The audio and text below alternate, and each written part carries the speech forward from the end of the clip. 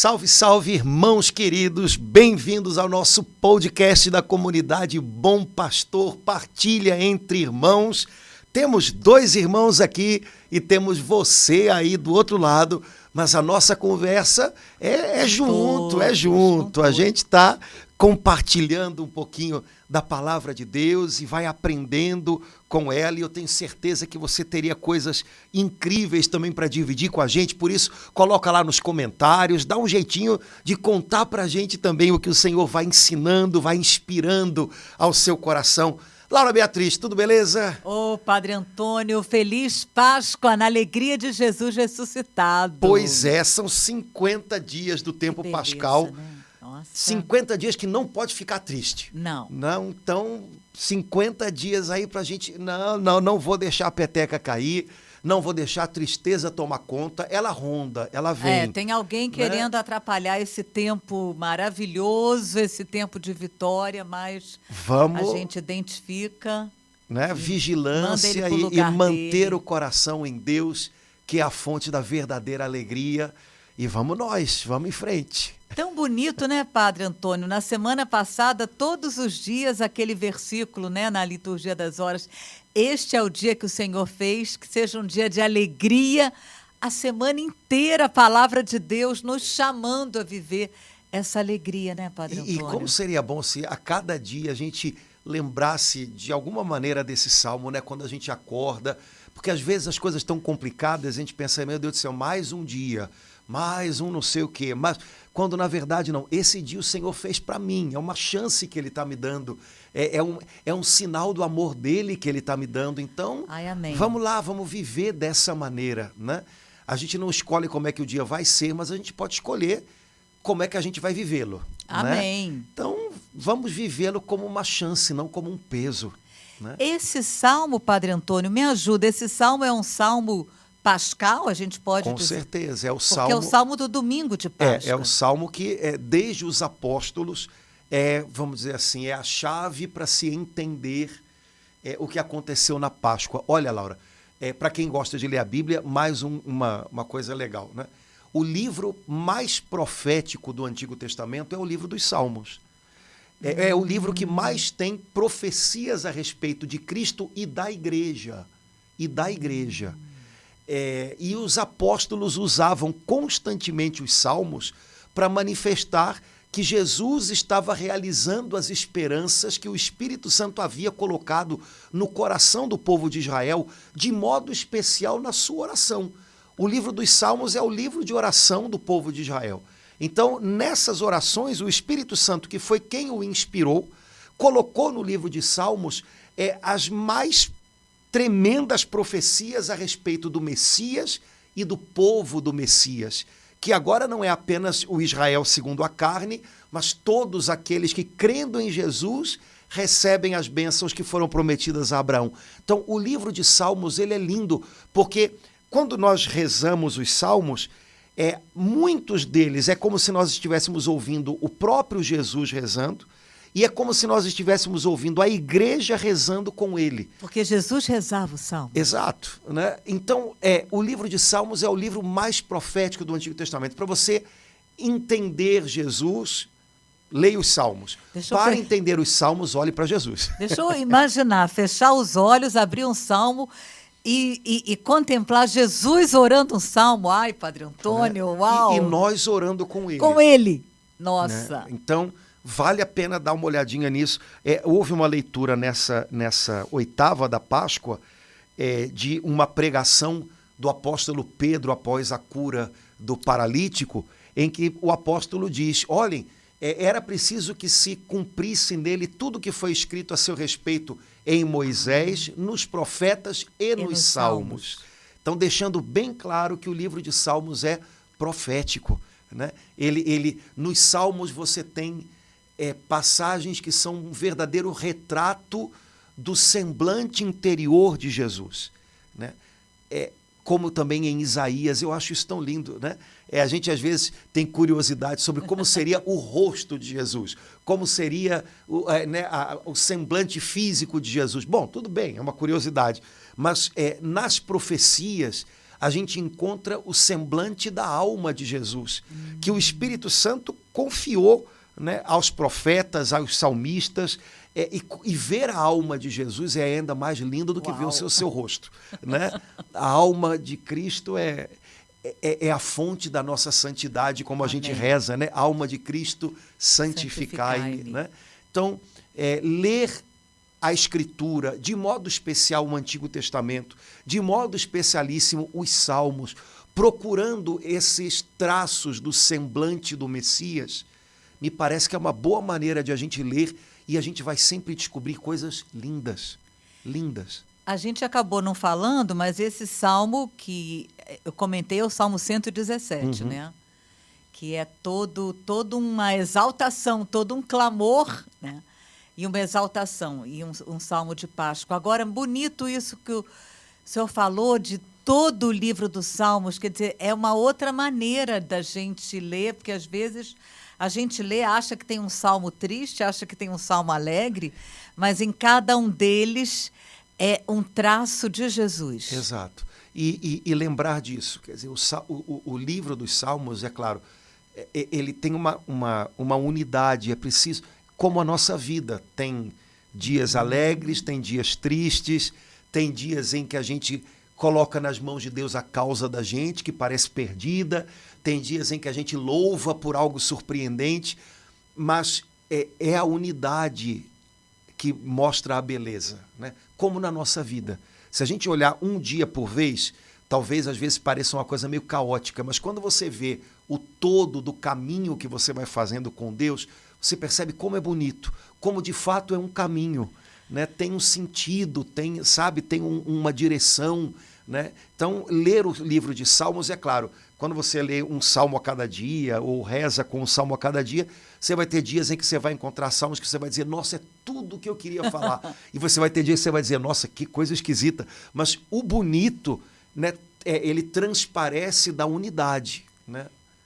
O senhor lembrou naquela partilha entre irmãos de 15 dias atrás que na cruz Jesus rezou um salmo, né? E isso é uma lição interessante para a nossa vida de oração.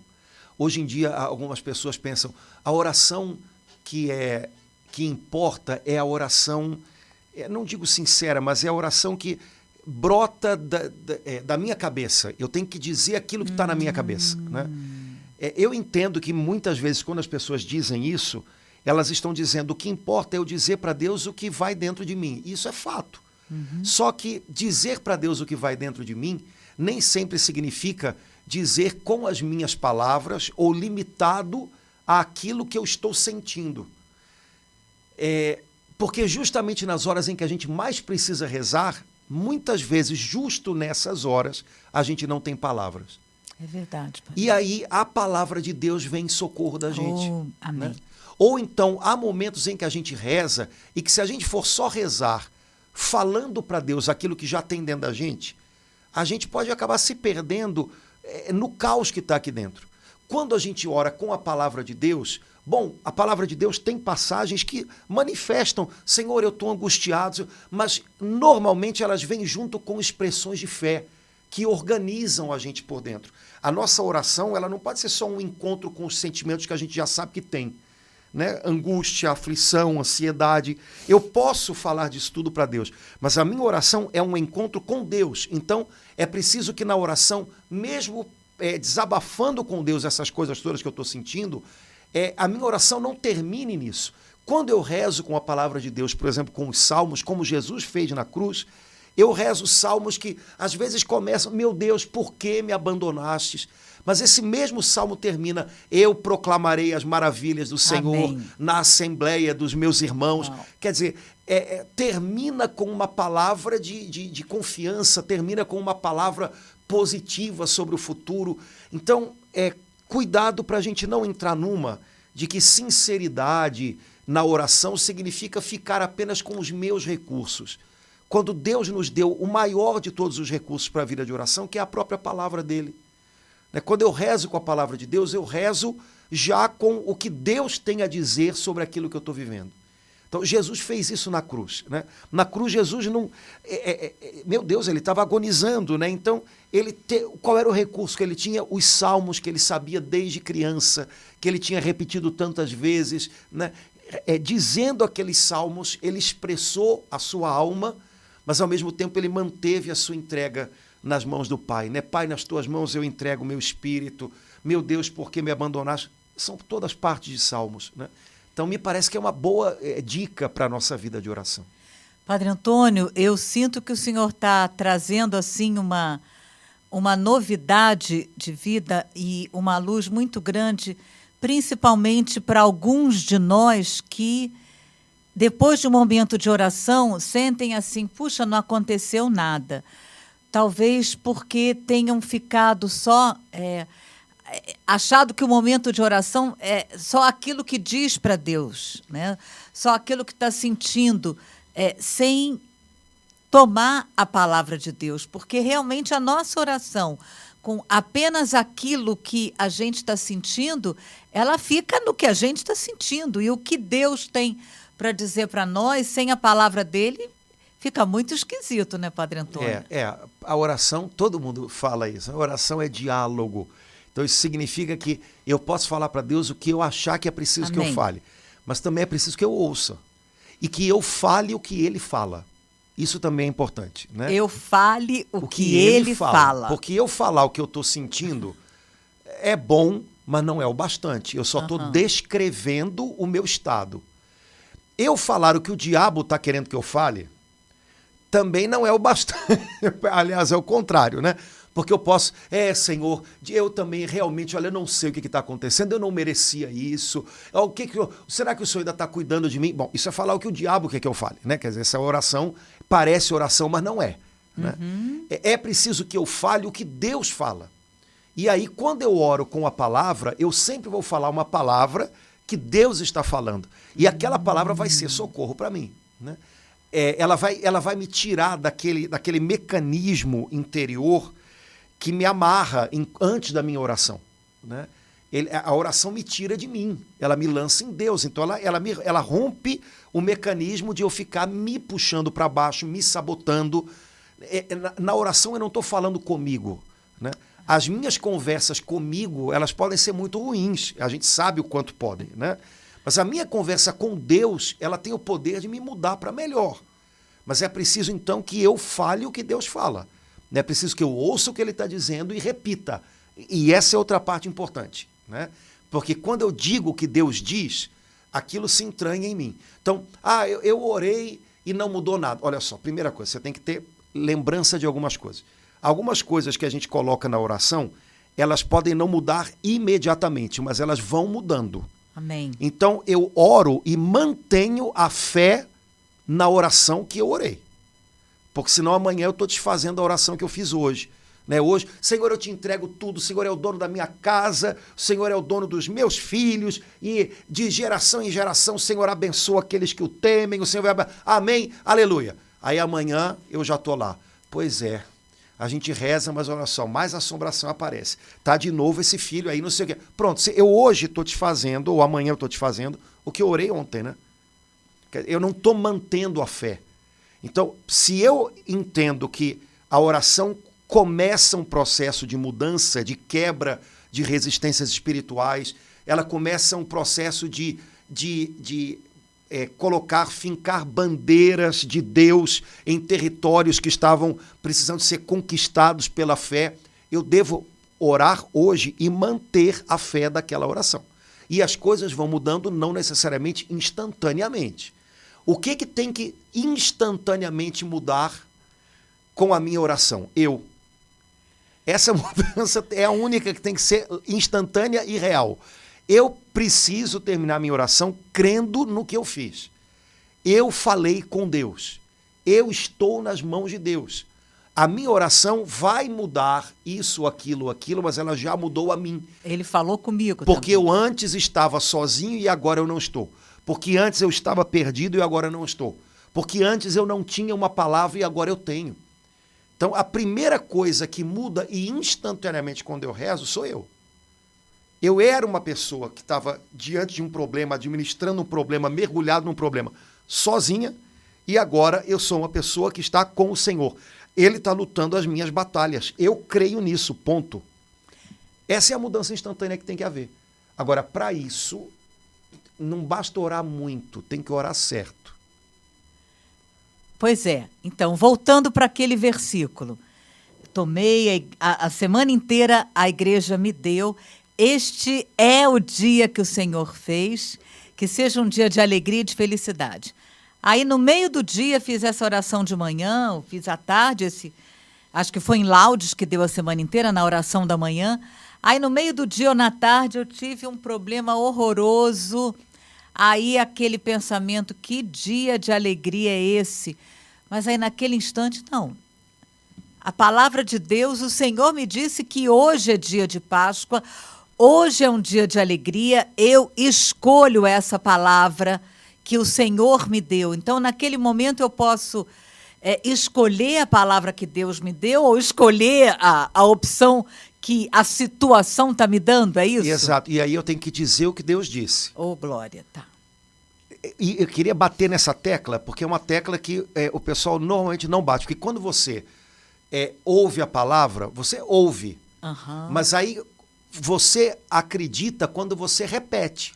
Quando você fala para você, quando você fala para outro. Entendeu? E às vezes é preciso dizer para si próprio. Né? Olha, esse é o dia que o Senhor fez para mim, então eu creio nisso. Esse Amém. é o dia que o Senhor fez para mim. Ponto. Né? Nenhuma situação vai mudar isso. Né? As situações vão ser mudadas por isso. Né? Mas nenhuma delas vai mudar isso. Então, é preciso dizer o que Deus diz. Porque a outra opção é dizer o que eu digo, repetir o que eu digo. Ou pior. Né? Ou dizer o que o diabo quer que eu diga. Tá vendo? Dia de alegria, sei, tá. Pronto. Né? Você voltou para a caixinha, né? Voltou para a amarra. Né? Para você não voltar para a amarra, você tem que repetir, dizer aquilo que Deus diz. Me parece que esse é um ponto no qual a gente muitas vezes a gente negligencia. Né? É preciso dizer, é preciso repetir, é preciso declarar. Né? Isso é uma declaração de fé. Né? Eu ouvi a palavra, mas agora eu declaro essa palavra. Né? Eu tomo posse dela. O pessoal gosta tanto dessa expressão, né? Mas como é que eu tomo posse de uma palavra? Dizendo essa palavra para mim mesmo, repetindo essa palavra, né? Não deixando que ela recue diante das coisas que eu estou vivendo. Eu vou avançando com ela sobre as coisas que eu estou vivendo. Então, essa é a mudança que tem que ser imediata, a mudança de mim. A primeira coisa que a minha oração muda sou eu. As outras coisas vão mudando. Né? Na medida em que é possível, em que é necessário, em que Deus deseja e por aí vai. Mas a mudança do me estabelecer num novo nível, num novo patamar de fé, isso tem que ser a cada oração. Quer dizer, cada vez que eu faço uma oração e declaro uma palavra de Deus, ela me coloca numa nova posição de fé que eu não tinha antes. Eu estou avançando. Entendeu? Não sei se eu estou me fazendo entender. Tá. Né? Enquanto o senhor falava, eu fiquei lembrando assim de Jesus, né, vencendo o demônio naquele momento da tentação com a palavra de Deus, né? Está escrito, o demônio quer dizer, ele estava bem empurrando. perspicaz, empurrando assim, deturpando a palavra de Deus, né? E Jesus, está escrito, ele respondia com a palavra de Deus ao demônio, né, Sim, Padre Antônio? e tirando o espaço do diabo, né? Tirando o espaço do diabo. demônio. A gente usa muito na Bíblia e também na nossa vida pessoal, principalmente o pessoal que é da renovação, essa linguagem de combate. Mas a gente tem que lembrar que a linguagem ela diz coisas concretas, né? Então, você tem que tirar espaços. O Satanás não tem direito a nada. Então, se ele vai invadindo espaço, ele tem que ser empurrado para fora desses espaços. Né? E como é que se faz isso? Pela oração, pela fé, pela palavra. Pronto.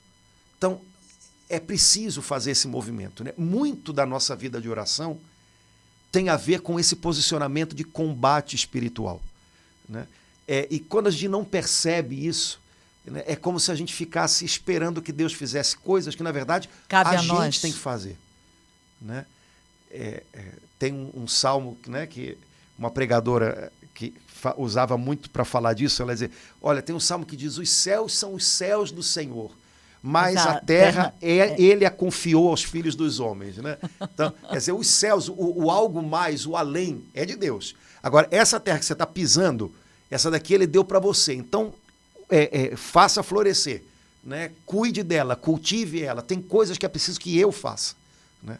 E na vida de oração, isso acontece muito, né? Esse desmascarar as ciladas do inimigo, né? Que é bem o tema das tentações de Jesus no deserto, e a igreja sempre entendeu dessa maneira. Ele desmascarou a tática do inimigo ali, né? Ele colocou às claras né, a tramóia do inimigo, né? Isso a gente tem que viver na nossa vida pessoal e na nossa vida de oração de modo especial. E a gente faz isso com a palavra de Deus, falando o que Deus fala. Não é só ouvindo o que Deus fala. Repetindo pela milionésima vez, não é só ouvindo o que Deus fala, falando o que Deus fala. Qualquer lugar que você vá, que trabalhe com pedagogia, com ensino, né, o pessoal ensina isso, né? O que você ouve, você retém tanto. O que você ouve e você fala, você retém tanto. O que você ouve, fala e escreve, você retém tanto. O que você ouve e você ensina para outro, e numa escala de crescimento, né? Isso é verdade também do ponto de vista espiritual. Eu sempre ficava encantada com aquele versículo: se com a tua boca proclamares, né, que Jesus é o Senhor, né, dos teus lábios, o Salmo fala muito isso, que brota dos teus lábios. Então, enquanto o senhor falava, eu pude assim compreender melhor por que o Espírito Santo, através de São Paulo, fala isso, né? Se com a tua boca proclamares, não é o pensamento, não é o pensar só que Jesus é o Senhor, né? Então, a importância de eu crer no meu coração, mas não basta isso, né? Sair daqui para cá. Mas sair daqui para cá e eu proclamar com a boca. Exato. Ai, amém. Então é isso, né, Padre Antônio? É exatamente isso. E alguém pode pensar, mas que coisa... faça, você vai ver a diferença. Você vai ver a diferença. O que é uma oração pensada, que às vezes não dura nem 2 minutos, porque a gente não é acostumado a exercitar muito esse silêncio dialogante íntimo, interno, né? E como é diferente uma oração que, além desse silêncio dialogante interno, você também transforma em palavras, dizendo, repetindo, né, proclamando, transformando em oração o que você leu. Faz toda a diferença. A maneira que a gente tem hoje de rezar, que a impressão que a gente tem, vamos orar, é assim, né? Isso não é, se você olhar o Novo Testamento, se você olhar, por exemplo, Atos dos Apóstolos, as cartas de Paulo, a maior parte das referências à oração se refere à oração falada, a oração com mais gente, a oração que é proclamada. Se você olhar até hoje, os judeus, se você vai a Israel, né, eles oram balançando com a boca, eles falam enquanto oram, né? Na antiguidade era assim, né? A coisa que a gente tem hoje da leitura silenciosa, do rezar, a gente parece que a gente vai rezar e faz logo assim, né? Isso é muito recente. Na antiguidade não era assim. O rezar tinha muito mais a ver com expressar, né, com botar para fora. É claro que as duas coisas são ótimas, mas a tendência da gente é não usar muito esse botar para fora, que tem a ver com proclamar, confessar, declarar. E isso, do ponto de vista da oração, é precioso. A gente não pode negligenciar totalmente, né? Então, é uma coisa boa, eu acho que é uma coisa a se aprender, né? Dizer o que Deus diz, né? Então, eu ouvi uma palavra na missa ou na liturgia, esse é o dia que o Senhor fez para nós, alegremos-nos e nele exultemos. Então, eu vou passar esse dia dizendo isso para mim, né? Eu declaro para a minha vida que esse é o dia que o Senhor fez para... E eu posso fazer isso silenciosamente, eu posso fazer isso também com os lábios, mas é preciso que eu declare, eu tome posse daquela palavra. Então, não é só uma palavra que eu ouvi de manhã na missa, é uma palavra que eu vou repetindo ao longo do dia, né? E eu não aceito que essa palavra volte atrás diante de uma circunstância, porque Deus não volta atrás com a palavra dele. Então, essa palavra vai me fazer avançar nas circunstâncias. Então, apesar disso, esse é o dia que o Senhor fez para mim. É isso, então, que Isaías falou lá no capítulo 55, assim como a terra e o céu não... Essa palavra não vai voltar para o céu sem cumprir a sua missão. É isso? Sim. Ô, glória. Porque a palavra de Deus, ela não fica no ar, né, Padre Antônio? Porque a palavra de Deus, Exato, ela acontece, cria ela coisa. cria. Agora, o primeiro lugar onde ela cria É algo aqui. novo é dentro. A primeira pessoa Ai, amém. transformada pela minha oração sou eu. E essa Bendito transformação seja é imediata. Não necessariamente não tem a ver com sentimento, mas tem a ver com fé. Eu creio que quando eu oro, eu coloco nas mãos de Deus algo no qual eu estava me debatendo. Ponto. Eu creio nisso. Eu não vou voltar atrás nessa minha confiança, nessa minha fé. E a partir daqui eu vou construindo algo. Senão a impressão que a gente tem é que cada vez que a gente está rezando, a gente está começando do zero de novo. Sabe? Dá uma sensação de que eu nunca vivi nada, não estou construindo nada com Deus. Estou começando do zero agora. Peraí, rapaz. Você está vivendo algo com Deus, você está construindo algo com Deus. Seja capaz de ver isso, de agradecer por isso, de perceber que tem um caminho que Ele está fazendo com você. Né? Então, a gente poderia ter uma postura mais ativa na nossa vida de oração. Eu acho que em alguns momentos, principalmente em momentos em que o combate faz parte da oração, isso seria muito interessante. Muitas vezes a nossa oração é muito banana, né? Ai, Senhor... Não é isso, cara. Eu garanto que não é isso, né? Então, quem sabe mudar um pouquinho isso, né? Arriscar fazer diferente, né? Padre Antônio, todas as vezes que eu tomo aquele salmo, que agora eu esqueci o número, acho que é 70, 71, o senhor vai me ajudar, que fala na liturgia das horas, domina com vigor teus inimigos, eu sempre entendo e proclamo, eu sinto que é uma palavra, eu sei que é uma palavra que Deus fala para mim, Laura, é isso que eu quero para você. Domina com vigor teus inimigos. Então, ao mesmo tempo, eu sei, tem inimigos que estão querendo roubar minha paz, me atrapalhar, às vezes na cabeça, nos sentimentos, nas escolhas. E o Senhor me manda dominar com vigor na força do Espírito Santo.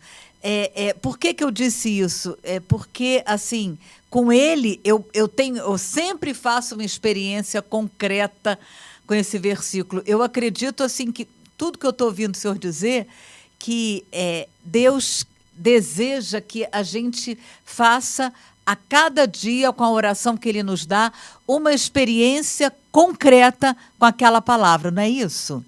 Vou usar uma palavra que eu acho que explica isso. Qual é o meu grau real de envolvimento com Deus e com a oração? É só uma formalidade?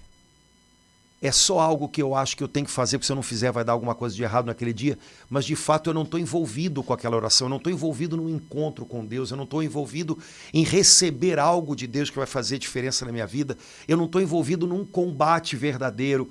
Eu acho que essa coisa do envolvimento, ela determina muito a maneira como a gente ora e ela explica muito da maneira como a gente está orando.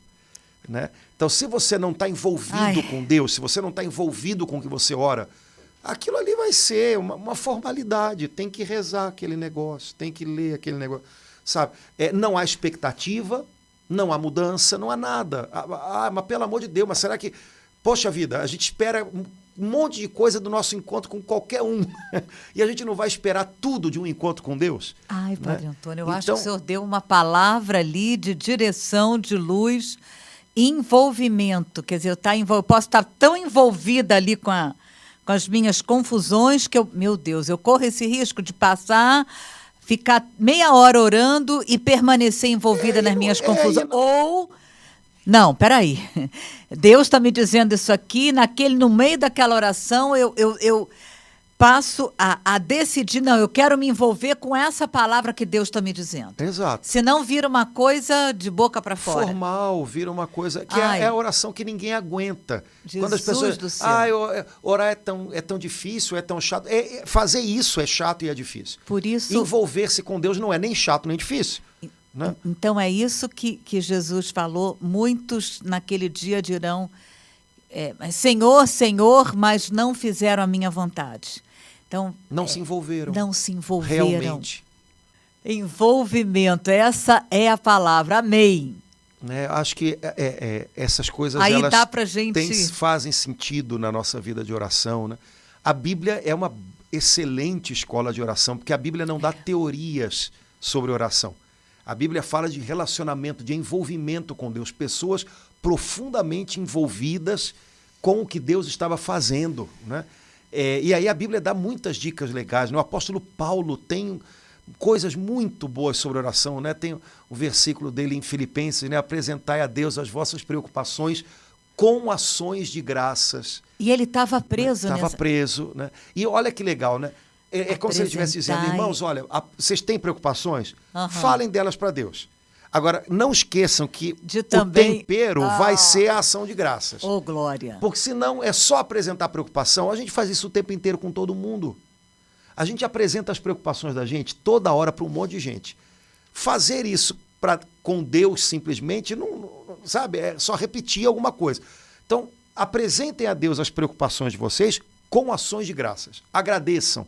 Agradeçam porque Ele está ouvindo, agradeçam porque Ele se preocupa, porque Ele se envolve com as situações de vocês, né? Quer dizer, já dá outro tom para aquele momento de oração, né? E aí o versículo seguinte fala uma das maiores promessas da Bíblia, e a paz de Deus, que excede todo entendimento, vai cobrir. Quer dizer, a paz de Deus vai cobrir quando a gente tem esse envolvimento, quando a gente apresenta as súplicas, mas também apresenta a nossa ação de graças, né, Padre Antônio? Eu acho que vida de oração é um grande desafio, talvez seja o maior, né? Porque ali é a fonte de tudo, né? E se a fonte seca, né? Mas, ao mesmo tempo, ela é um indicativo de a quantas anda o desejo do nosso coração, né? O envolvimento do nosso coração, né? E o modo como eu oro hoje pode me ajudar a fazer um examezinho. Peraí, realmente, eu acho que eu não estou envolvido com a oração. E não é transformar isso numa cobrança. Então eu tenho que me envolver. Não, ninguém precisa me dizer que eu tenho que me envolver com o meu trabalho. Eu simplesmente estou envolvido porque aquilo é importante para mim. Não, de fato, mas o Senhor é importante para mim. Então, a partir de agora, eu vou tomar a minha Bíblia na hora da minha oração e vou tomar com expectativa. Uma palavra ali talvez possa me ensinar tanto, possa me transformar, e eu não vou deixar terminar a minha oração sem uma ação de graças. Ainda que eu tenha apresentado a Deus problemas, preocupações, eu sei que a ação de graças no fim é que dá o tom do negócio. Então eu não vou deixar passar mais isso. Aí eu sei que eu tenho que falar aquilo que Deus fala. Então hoje eu orei um salmo, né, que diz que domina com vigor teus inimigos, e hoje eu estou sentindo uma tentação imensa de desânimo, de depressão. Olha que o meu inimigo hoje é a depressão, que não está me deixando pensar com serenidade. Então, Senhor, eu agora, debaixo do teu Espírito Santo, domino, ponho nas tuas mãos, ponho debaixo dos teus pés essa ansiedade, essa depressão, esse nervosismo. Pronto, isso é envolver-se, né? E ninguém precisa dizer que a gente tem que fazer isso, nem a gente precisa se cobrar, né? Mas é simplesmente sentir, uau, se eu for por aí, a coisa vai mudar, né? Vai ter um gosto diferente, porque isso tem vida, isso tem vida dentro, né? Então, Padre Antônio, peraí, deixa eu respirar fundo. Como, em outras palavras, a gente poder, assim, fazer um exame de consciência, como é que está a nossa oração, pessoal, a nossa oração. De vez em quando a gente tem que se perguntar. Ver como é que está. Então, ver com Deus, Senhor, me ajuda. Vamos tirar assim, como é que está a minha oração, pessoal? Como é que eu estou orando? Como é que eu estou vivendo esse momento de oração? O que é a oração que eu fiz de manhã está representando, repercutindo no resto do meu dia, por aí. Exato. E aí só lembrar o seguinte, o critério para a gente fazer exame de consciência a respeito da vida de oração não tem a ver com sentimentos, porque algumas pessoas, hoje eu não senti como eu senti ontem. Sim. Hoje eu não senti como eu não senti ontem. Hoje eu rezei menos uma Ave Maria do que eu rezei ontem. Hoje eu rezei mais uma. E aí algumas pessoas ou quantificam a oração, ou identificam se a oração foi legal ou não foi, por conta do sentimento. Aí eu senti uma coisa a mais ou a menos. O critério não é este. Porque se você for por aí, você vai olhar a tua vida de oração como se fosse sabe? Não é isso, não tem nada a ver com isso, né? Então, peraí, eu estou envolvido com a palavra de Deus, eu estou envolvido com essa oração, alimentar o meu dia, fecundar o meu dia. essa oração ela tá me dando suporte para dar conta de viver o que eu estou vivendo. É por aí que eu discerno, pelos frutos, né? Essa oração está me transformando ou não, né? Eu posso rezar muito, mas eu posso não rezar bem. Qual é o critério para saber isso? A minha oração me transforma. Se ela me transforma, eu estou rezando bem. Se ela não me transforma, se eu não percebo que a oração está sendo fonte de mudança para mim, que ela está me alinhando com Deus, se eu não consigo perceber isso, eu posso sentir um monte de coisa durante a oração, eu posso ver um monte de coisa durante a oração. Não se iluda. Não se iluda. Se a minha oração não me amadurece no bem, não se iluda. Você pode ter um monte de experiências emocionais ou sensíveis na oração, e isso não é critério para fazer uma avaliação boa, né, da oração, né? Frutos. E frutos, no nosso caso, são transformação interior, né? Então, quando a gente fala de fazer uma avaliação da vida de oração, um exame de consciência, tomar cuidado para não avaliar pelos critérios que não são válidos, né? Do tipo, eu senti ou não senti. Bom, primeiro de tudo, eu estou sendo fiel à minha vida de oração. O primeiro critério é esse, né? Eu estou sendo fiel. É óbvio que há dias em que você consegue rezar mais, ou dias em que você consegue rezar menos, mas há uma fidelidade, há uma constância, porque senão não há vida de oração. Há momentos esporádicos. Então, primeiro critério, constância. Depois, transformação, frutos, né?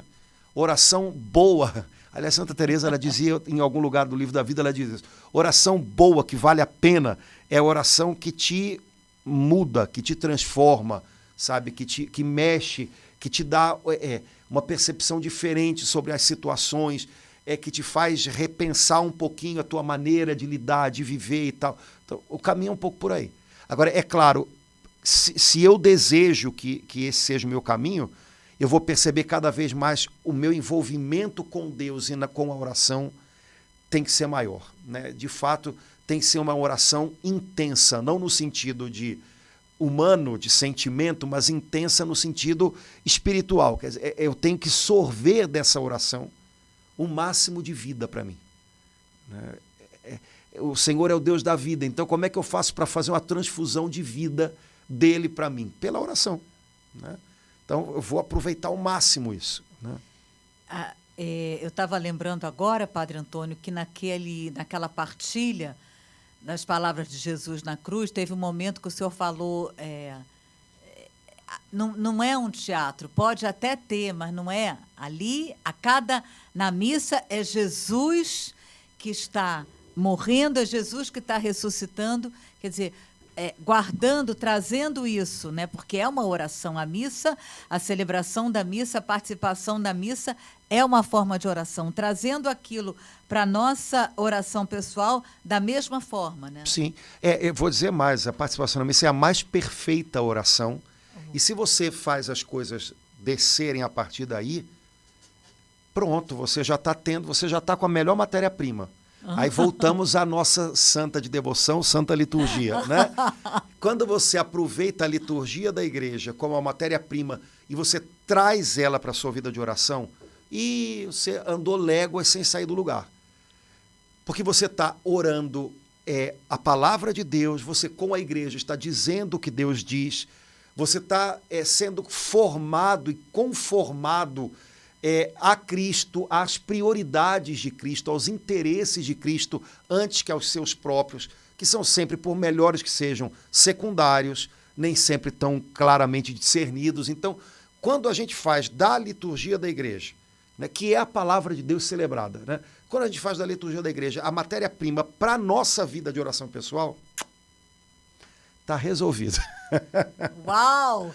E a palavra, as leituras dominicais, sim, são aquelas que vão iluminar toda a nossa semana, né? Exato. Mesmo que a gente participe durante a semana, mas é aquela história, não pode ser um acúmulo de celebrações. Sim. Tem que ser um crescimento, sabe? Um crescimento para dentro, né?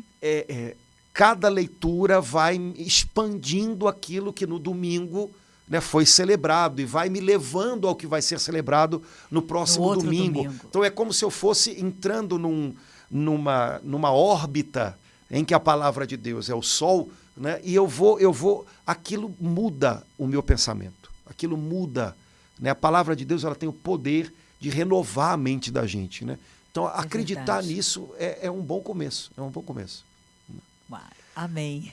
Certo, Laura, não falamos de absolutamente nada do que a gente tinha programado, mas faz parte. Muito bom, Padre Antônio. Né? Não sei se ajuda. É claro que cada um tem o seu jeito de ver as coisas, né? Então eu estou falando aqui, é o meu jeito, né? Tem gente que é mais e vai do seu jeito, mas eu acho que envolvimento é uma palavra importante, eu acho que combate é uma palavra importante. Porque, Padre Antônio, eu sinto assim que no tempo da Páscoa, parece que, à primeira vista que não, há muito combate. Eu sinto assim que o demônio quer tirar a nossa alegria da Páscoa de todas as formas. Então, essa palavra para a oração, assim, em plena... ainda no início do tempo pascal, acho que vai nos ajudar, está nos ajudando muito. Sim, lembrando que o tempo pascal é um transbordamento da alegria da Páscoa e também, justamente por isso, é um fluir em direção a Pentecostes, né? Então, como é que a gente se prepara para um novo Pentecostes? Como os apóstolos, em oração, reunidos em oração. Então, o tempo pascal ele tem muito a ver com amém, Padre esperar Antônio. promessas de Deus em oração. O que é Pentecostes? O que é o tempo do Pentecostes? Esperar promessas de Deus em oração.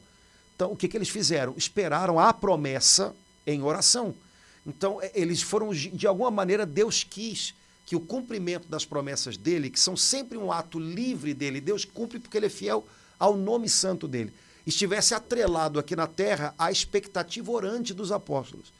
Parece que é um pouco um padrão que Deus quis manter, né? Deus tem promessas, ele quer realizar e cumprir coisas lindas na terra, mas ele quer que isso esteja, de alguma maneira, atrelado à nossa expectativa de oração, à nossa busca de oração. Batei até que a porta se abra. Então, tempo de Páscoa é tempo para isso. Então, vamos nós, né? Vamos nós permanecer em oração como os apóstolos permaneceram com Maria no cenáculo, não só 9 dias, mas nesses 50, exatamente, né, Padre Antônio? Vamos em frente, manter o fogo, né, aceso. Aceso, né? Amém. Beleza, Laura, vamos nós, senão o pessoal vai embora e a gente fica aqui. Gente, um abração, Deus abençoe, até a próxima, se Deus quiser. Até logo.